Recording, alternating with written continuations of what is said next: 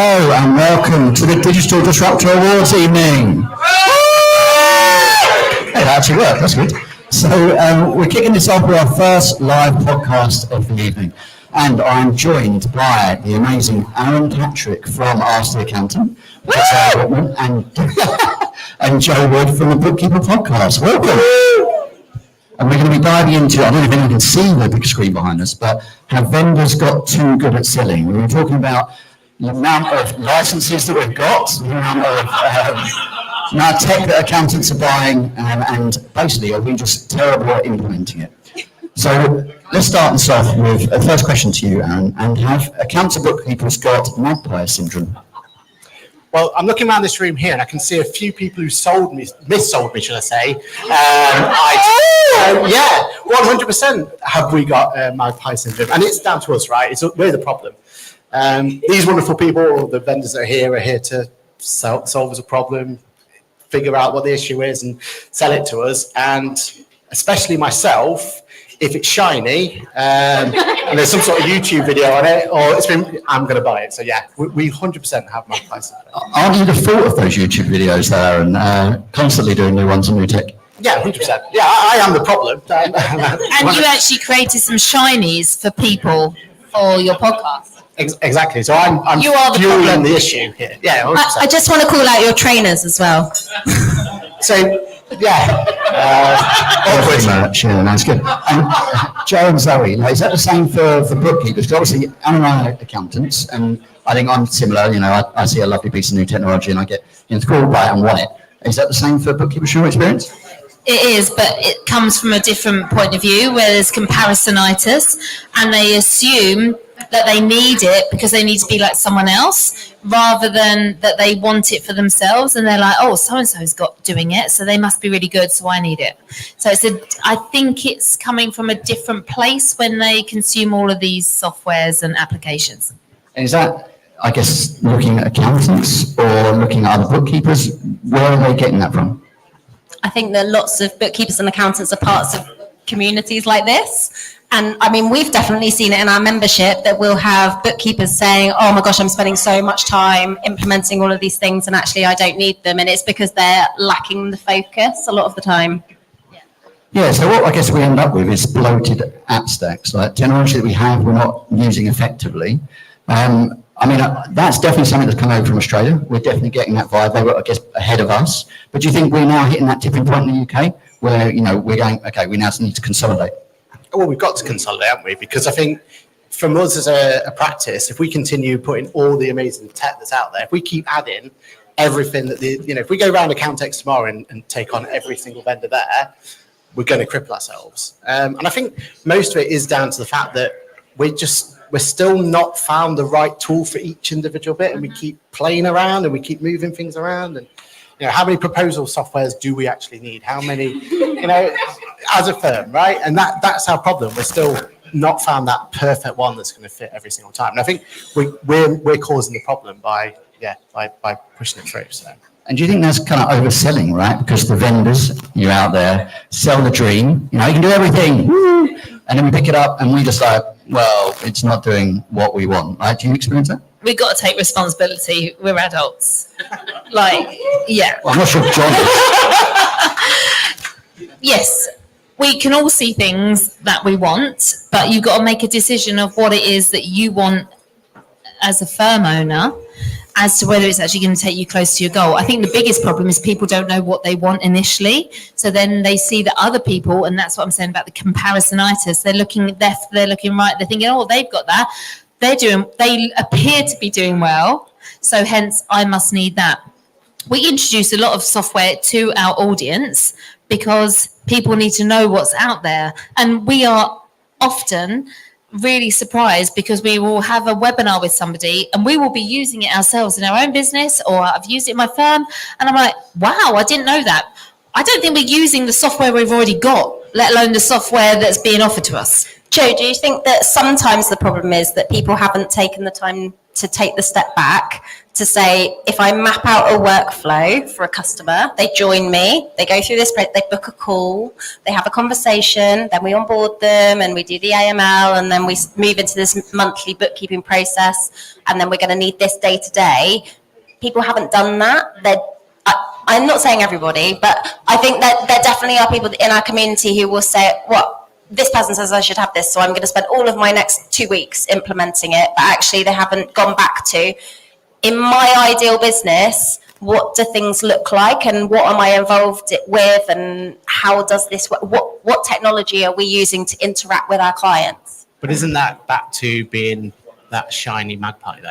Because that's the problem, right? Like, we are there, sit there trying to do our workflows, we're trying to get everything all working, we're trying to put everything all in the right place, and then this amazing piece of software comes out of nowhere, or someone from the community says, have you tried this, have you tried that? And we go, well, that's easier than what I'm doing, let's just go and use that one, because that's what we're sold, right? It's easier to start again than to say, hang on a minute, what have I missed here, and ask the questions. And we need to go back to our account managers. Actually, our account managers have a bit of a responsibility here. Well, is it that we think it's easier to jump onto a new piece of tech? I mean, maybe that's it. And like I guess over the last 10 years, we've gone, we should be implementing technology. And that seems to have been pushed on everyone in the accounting space. Like, we need to be pushing this to our clients. But when are we trained in that? There's no point in our accountancy or bookkeeping education that we trained on how to understand how to implement technology. So is that something that we're actually launching into which we shouldn't?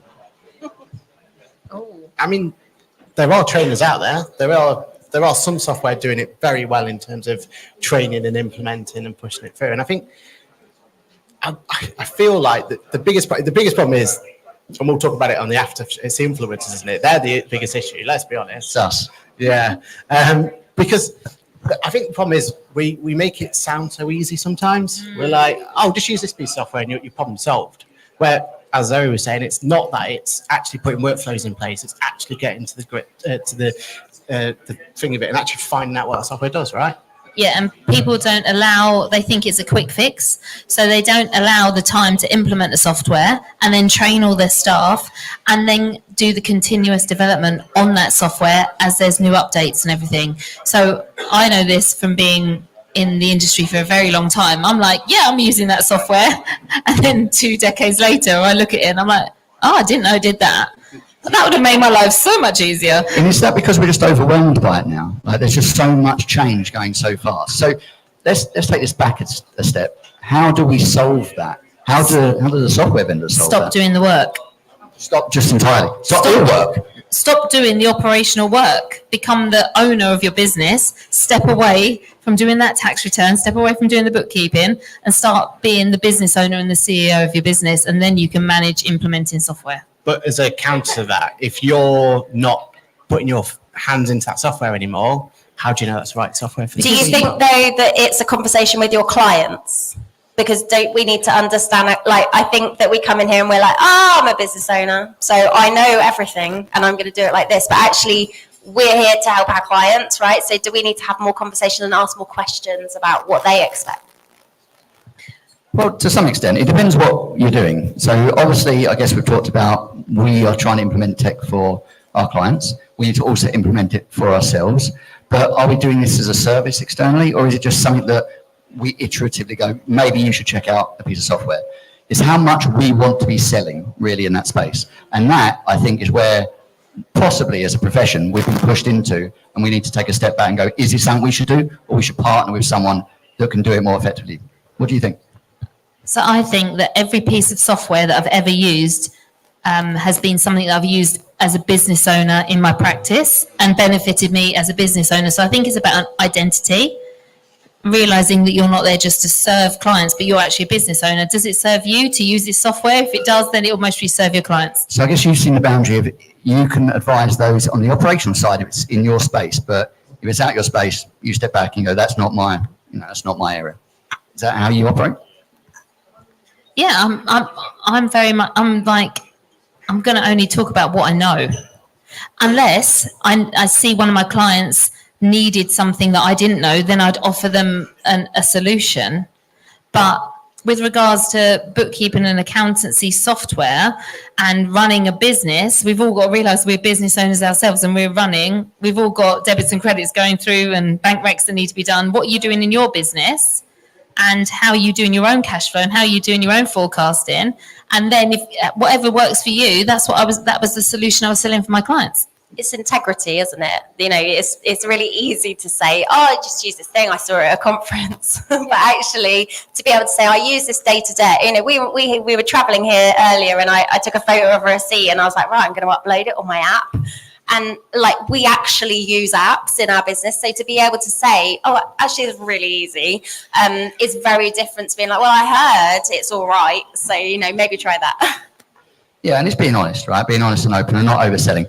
I guess, as you said, Aaron, we look at what is around us and we're like, we need to emulate what our competitors are doing rather than niching on what we're skilled at. But how can, I guess going back to it, how can the apps help us? Where have we failed or where have the apps failed for us? And we're like, actually, we would really love it if you did this. Have you got any examples of that, Aaron, where you've like, this just hasn't worked and you'd love it if they did it in a different way? Yeah, I mean, I think for me, back to that being sold as the shiny magpie syndrome, I'll always remember as my practice thinking to myself, I don't need anything to help me with my debtors. I'm on top of that. And I was quite happy with my debtors and quite happy. I won't name names or anything, but I went and to a conference. I then got sold a piece of software that's going to solve my debtor issue. Didn't have a debtor issue at the time. Now, I took on this particular app, and I then had the biggest load of debtors I've ever had in my career because I took the eye off the ball, right? Because I was then relying on this piece of app, this app, and that wasn't the problem. The app, that was me. That was completely my issue. I didn't put the right workflows in. I didn't put it all into play. But for me, I was sold this dream that I don't need to worry about my debtors anymore. What do you think happened that allowed you to be sold? That's what I'm curious about. Very good question. I mean, they definitely sold me on this dream that going forward, I would get more money coming in. It'll be quicker. You know, I'll have the money in my bank account a lot quicker than I've ever had before.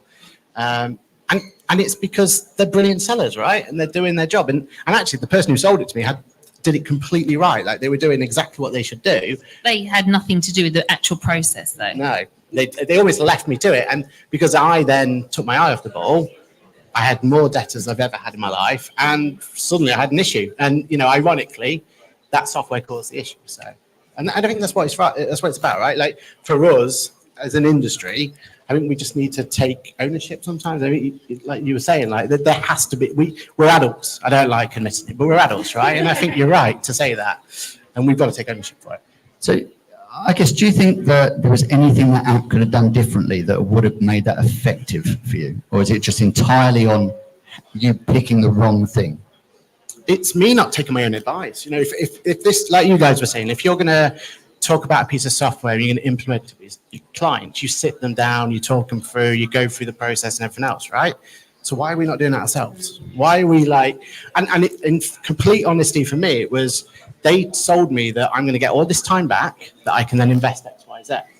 And we're terrible as accountants, right? If we grab, and bookkeepers, if we take some time away from ourselves and we save some time, what do we do straight away? We backfill it with more tasks and we put more time on ourselves. So that time that I saved, I was just then filling it up with X, Y, Z from, you know, where really I should have taken ownership. I should have kept my own controls in place. I shouldn't have been over-reliant on that particular app. Okay, all right. So I want to ask a question, and it'd be good to get your thoughts on this, both from the accountants and the bookkeeping element. Should we, as accountants, be helping our clients implement tech at all? Sam and Joe. Say that again, sorry. Should we be helping our clients implement tech? As accountants, should we be doing it? 100%. Like, yeah, but outsource it to your software. But you two just gave completely different answers there. Yeah, like, do you want me to sell your software to my clients? Help me onboard my clients. So you're thinking you'll work with the software partner, but you're basically outsourcing it entirely to them. I did that a few times. And you think times. they're good at it? They know the software better than me. It doesn't mean I'm not involved, and I know the client maybe better. But I think it's a case of, I've always seen software as like an extension to my team. And that's when I've had the best results, when I've seen my account manager as part of my team and we've had regular updates and got them involved. And, they've got to know my clients and they understand my client base and who's going to benefit most from the software. Because sometimes when you're learning something new about software, you don't actually recognize it yourself.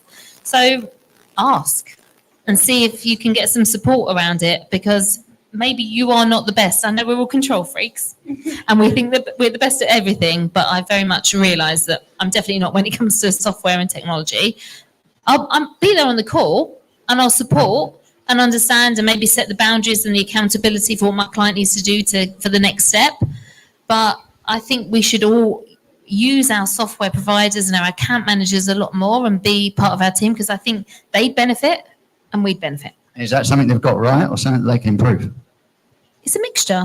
Some are amazing at that and some have got to do some work, but That's some fair. don't know that you don't know what you don't know. So that's why we're here. And everyone's different, right? I like an account manager that doesn't pester me, right? I like one that's just there, reactive, whereas it sounds like you want one that's, on you and going, well, that's probably not the right term, but basically going and working with you in a very close way to help your We clients. spend a lot of money with software providers. Like, we need them supporting us, championing us, like chasing us up. Like, set goals with them. Yeah. Like, you want them saying, hey, last month when I spoke to you, you said this was what you were working on. How is it going? Because I think that's the biggest problem when you're leading a business. You are actually quite lonely. There's nobody really who understands it. And I'm very fortunate to have a business partner. But if you haven't got a business partner, there's no one who's your sounding board. And your software vendor, they are invested in you getting results. So, use them as a partner, as that sounding board to get that support. And also, they're seeing best practice. They're seeing other businesses like yours. So they can say, well, okay, so that didn't work for you, but I'm working with this other business and this is working for them. So maybe you can take some of that. I think my only counter to it, and I completely agree with everything you're saying, my only counter to it, it's happened to me in the past, is at the end of the day, when we're looking at software, when we're looking at these vendors and these people, it's business advisory, like it's our baby steps into it, right? We're looking at ways in which we can, what we all want to do. We want to help the small businesses grow. We want to make them thrive. We want to help them out. So we kind of get almost, again, looking at trying to find the shiniest tech for them to help them and push them through. But the only thing I'd say is if we push everything onto the vendor, sometimes if they have a bad experience, it taints our experience. There's nothing we've done wrong. And I think your argument would be, well, let's make sure we, go with the right people, right? And we do the due diligence on those vendors and we make sure that they're going to do it 100%. Yeah. But sometimes that maybe the person who you have a great relationship isn't away and they get past someone else and they have a terrible relationship. So that's the only thing you've got to be careful, right? We all move account managers multiple times. So Unless you're with QuickBooks, obviously, but that's one for another day. But it is true though, if you have a bad experience, right? If you do have that, or if the client has a bad experience, that could taint your relationship. And I've lost clients. that because of sounds like before. you're a control freak again, doesn't it? Oh, I am, of course I am. but that's the risk you play, right? And I think everyone's got to be aware of that. I think it's really, like, Joe and I as business owners, you are a really great people person, people manager. And we don't run a bookkeeping practice together, but I am very much like head down, get on with it. So I can see why, as somebody who knows how they want things to be, knows how they want people to work through the process, but yet is very time poor, it can be a real challenge to onboard a client with a new software vendor, whereas Joe, delegation, sorted. So take a leaf out of her book. But I think you've got to, if you make the plan, you in the room, you're the influencer, the person who's leading the business. If you can say, we're using this in our business, it's working really well, this is why, sell it to the client and then say, but the next step is we need to onboard you and this is what it's going to look like. And if you've agreed that and the client's agreed that, I think you're good. I think you can hand over. So would you ever partner with a consultant that would do this on your behalf, like a digital transformation specialist? Is that something you do? Absolutely. If this is not your skill set, outsource it. Right. Be in control, but we've said, we've realised that recently with lots of bookkeepers, they're, they are the best placed people to do cash flow analysis because they're doing weekly or daily bookkeeping. Do they want to have a conversation? Do they want to talk through someone's cash flow? Maybe not. Maybe that's not their skill set. So know your limitations. And if you need someone else to come, you could go into a meeting with a business coach or a digital transformation person and be there and have all the numbers and not like sell the dream or what it is. That's absolutely fine. Like know what you're good at and pass on everything else. Is that the same for you, Zoe? Yeah, do that. Zoe would do it all because she's a That was control easy, freak. yeah. And Aaron, same for you? Yeah, and like we've got rooms like this full of just people who've got niches in every single thing we can think of, right? Like the world seems so much closer now, doesn't it? Like there's so many great your community. Like there's communities everywhere that've got people there. So I feel like we're in a better position than ever before to find that niche and find that opportunity there. So definitely. I mean, and think about how far we've come in 10 years, right? With like the amount of tech that we've brought into our own firm, helped our clients implement. We're always evolving. But I guess there's one takeaway from this. Like, what would your advice? Well, I guess you've already, I think, unanimously agreed it's all us, not them. But what would your one piece of advice be to software vendors to help that journey? I think my big advice would be to continue with that training bit. I'm a huge trainer. Like my background is TWN, it's QuickBooks trainers. I go out there and I train. And just got this whole thing about training. And I do think from a vendor point of view, they're just, especially now we're changed completely with it all being online. You've got the ability to do videos. You've got all of that amazing opportunity. I think we just need that little bit more help. Like just give us an opportunity to do it. And one thing I do like of the community at the moment is there are a lot more live options to go and talk, a lot more webinars and stuff like that. We just need to continue with that trend. We need to know that your software now does X, Y, Z, like we're saying, right? We need to know those updates. We want to see those updates. We want to have that and bring that. And I think if we can just put that training hat on more and just put more emphasis on training when it is more accessible than it's ever been before, we don't need to go to the individual, practices anymore and go into the room and do it there. We don't need that anymore, right? Now, the world's so much smaller. We can have the opportunity just to go and do more training. I think if we can keep doing that training, I think we're better. It's persistence, isn't it, really? Joe? I'm going to say the opposite. Controversial. I'm going to say, if you've not done the training, outsource it to someone that has. And let go of your ego and realise you're not always the best placed person. I get the feeling you outsource everything, Joe. That's where we're going with this. Outsource. Sunday roast, outsourced. I actually cook my Sunday roast. That I is don't her thing. outsource the cooking, do I? Yorkshire puddings. I outsource the hoovering, the washing, and everything else, and the shopping. But yeah, no, I just think sometimes we do always believe. When I had the most success in my business was when I realised that I'm not the only person that can do everything. And don't get me wrong, I'm constantly learning and training, but it doesn't mean I need to deliver every single thing and become a control freak. I've had to let go. I've got 3 kids as well. I can't do everything. So I've had to let go in order, and actually what I've realised is other people are a lot better than I am, and my clients have actually benefited from that. It doesn't mean I don't drop in and speak to them and stuff, but I think we naturally, if you're an entrepreneur, you constantly are on a learning journey and you want to have that, but sometimes we need to learn when we need to step away. And sorry, is it outsourcing? Work with Joe, outsource. But also, like, I think what's really important to remember is it's okay to sell. Like, we're business owners, like, whatever you sell, it's okay to sell it. You have to. That's how business works. But if you're selling something, continue the support. Whether you're selling accountancy or selling software or whatever you're selling, keep the conversation going, ask questions and find out what people need more with, because there is a human element that's always going to be really important, whether it's training or whether it's finding out who you can delegate it to. It's that conversation that will keep it going. Well, thank you. And it seems like it's not that the vendors are good at selling, it's that we just like buying. And we, Especially me. I'll buy anything. Just anyone want to sell something? And we do training more, outsource everything and sell. So we've got a lot to work on. But no, for anyone that's tuning in, thank you. If you want to catch us for the actual award ceremony, please do tune in around 8 p.m. And also for our late After Dark pod with the infamous John Toon, who's going to be diving into influencers and are we just snake oil salesmen? Did you say yes?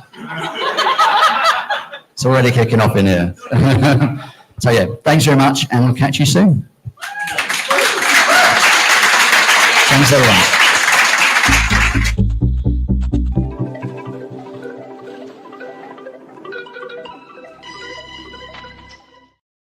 know I will, but do not fall down the stairs. Is there a safety down or do you just jump? Do we do